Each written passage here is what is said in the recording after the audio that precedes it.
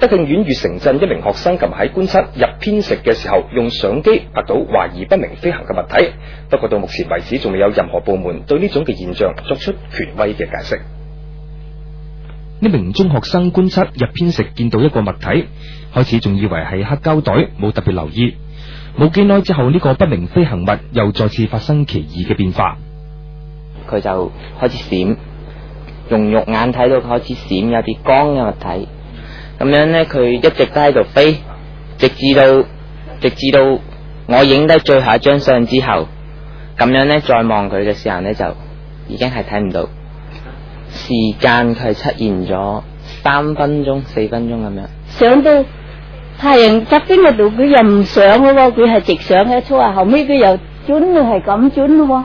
哇，走得好快喎，就一路打到就飛去噃，咁飛得好快，好高。因為呢個不明飛行物出現嘅時間好短，呢個學生用數碼相機只係影低咗9張相。我想象唔到佢係咩嘢咯，即係飛機佢唔會係黑色嘅，黑色嘅話呢就比較少咯呢個機會。我認為佢當時呢就唔會係飛機，所以就將佢影低咗，就係咁樣。